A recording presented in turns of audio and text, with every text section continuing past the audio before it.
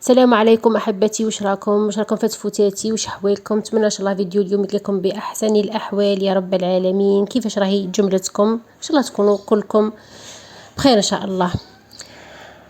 نقول مع بعض سيد الاستغفار: اللهم انت ربي لا اله الا انت، خلقتني وانا عبدك وانا على عهدك ووعدك ما استطعت، اعوذ بك من شر ما صنعت، ابوء لك بنعمتك علي وابوء بذنبي فانه لا يغفر الذنوب الا انت.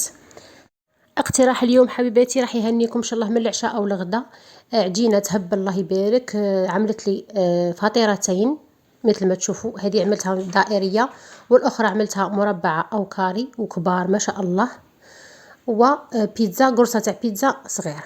اول شيء البنات، هنا ديما قشري الخضره تاعك في ساشي او سله صغيره باه تجيك سهله وتقعد الحاله نظيفه وما تتعبيش من بعد.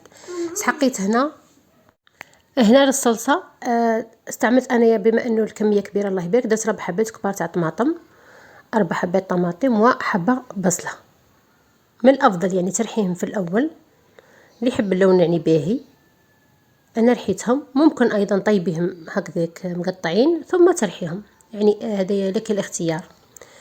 هنا رحيتهم ودرتهم في مقله فيها 3 مغارف تاع زيت او 3 ملاعق زيت، ودرت ملح، رشه كزبر،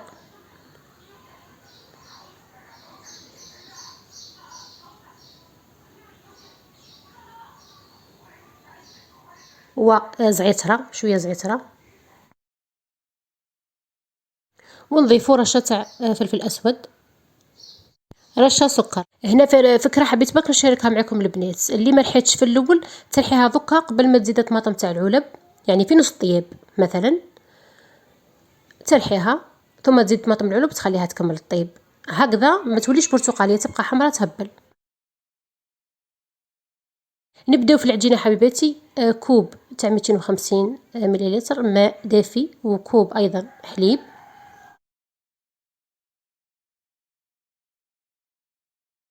ملعقه ونصف خميره الخبز، وملعقه ايضا سكر. هذه ملعقه كبيره البنات. هنا ربع كوب زيت. غطيها 5 دقائق وارجعي ليها.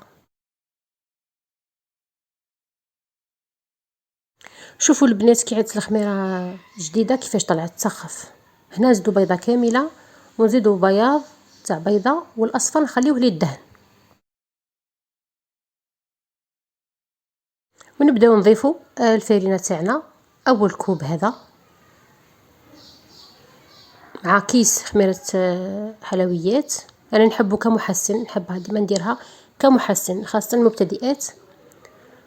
الكوب الثاني نضيفوا ايضا الملح البنات. تبنوا العجينه، ما تتكلوش على الصلصه. العجينه بالذات بنوها تجي تهبل. نبقاو نضيفوا في الفارينه حتى تلم العجينه، تحصلوا على عجينه طريه تلزق في اليد. البنات لازم تكون تلزق في اليد باش تجيك بيتزا مليحه وتجيك هشه.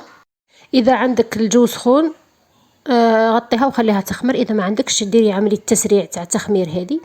نديروا ماء حامي او يغلي هنا، ثم ناخذ ساشي تكون مش مثقوبه طبعا، دهنيها بالزيت باش ما تلزقلكش العجينه.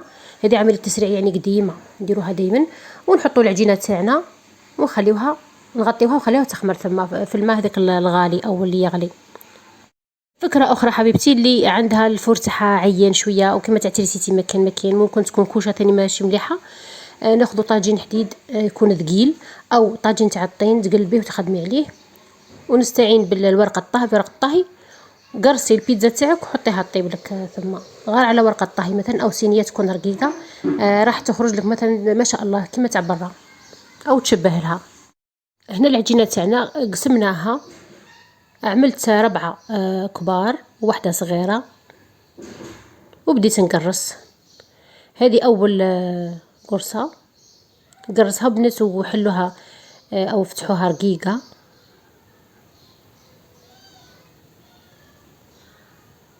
حطيها في الصينيه تاعك تكون مدهونه بالزيت او مرشوشه بالفارينه او بالطحين. ثم تحطي صلصه تاعك. شوفي اللون تاعها البنات ما تبدلش.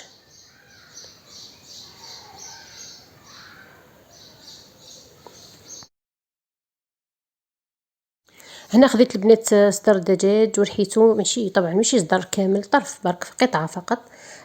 تطحنيها او ترحيها، وضفت لها شويه زيت، شويه فلفل الكحل، وشويه ملح فقط، ووزعته هكذا. ثم حطيت زيتون يفيلي او شرائح زيتون، وايضا فلفل حلو مقطع رقيق للي يحبه طبعا، واي حاجه تحبيها حبيبتي ضيفيها. ونضيفوا ايضا الجبن المبشور. هنا البنات غطيت وعاودت فتحت لانه نسيته. يعني ممكن ديريها هكذا اذا ما عندكش الجبن، لكن اذا عندك من الافضل باش تجي مفرمج ويجي مشخشخ مليح ويجي مشمخ. حليت وضفت هنا الفرماج او الجبن المبشور، وعاودت غطيت وعد لي الجوانب ومليح.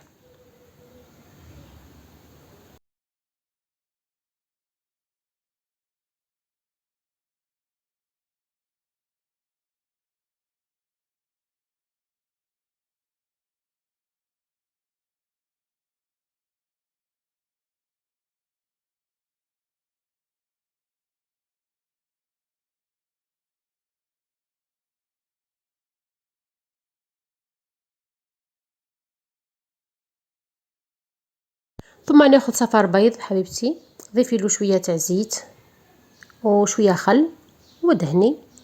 التزيين من فوق البنات عندكم اختيارات عده، تحبوا تخليوها كما راهي او تعقبوا عليها هكذا بالفرشيطه خطوط. ديروا مثلا السينوج كما درت، ممكن معدنوس، اوراق معدنوس، زيتون اسود، اللي حبيتي واللي موجود في البيت. دايما الجود بالموجود. حطيها في الفرن يكون ساخن وخليها تطيب من تحت ثم من فوق. هنا البنات الخبزه الثانيه او الفطيره الثانيه، شوفوا كيف حشيتها. درت نص بالصلصه الحمراء، بيض مسلوق، زيتون اسود، ايضا الجبن، والنصف الثاني درت كريمه طازجه او كريم فريش، ايضا زيتون شرائح، ودجاج مرحي، وفلفل حلو طبعا قطع صغيره اللي يحب يضيفوه، نحب ريحته ونحبه يعني يجي بنين يهبل، وايضا الجبن وغطي.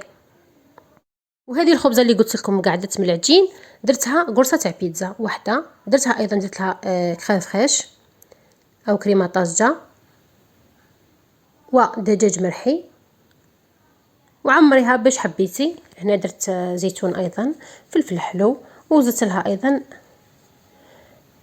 الجبن، ممكن معدنوس او بقدونس كما حبيتي، وحطيها طيب فوق الطاجين اللي قلت لك عليه. تجي البنات تجي هذه تجي تهبل بنه، تهبل وتجي خفيفه. طاجين البنات اللي قلت لكم ديروه داخل الفور او الكوشه او الكويزينيير، هذا واش نقصد يعني. وهذا كان غدانا حبيباتي اول امس. ان شاء الله تجربوا العجينه هذه وتجربوا هذه الحشوات، وان شاء الله نكونوا عطيناكم فكره للغداء او عشاء. نتمنى طبعا حبيباتي دعمونا إيجام، واللي ما اشتركتش تشترك، اشتركوا من فضلكم باش يجيكم الجديد وتكبر عائلتنا ان شاء الله وما نفشلش. والسلام عليكم ورحمة الله وبركاته حبيباتي.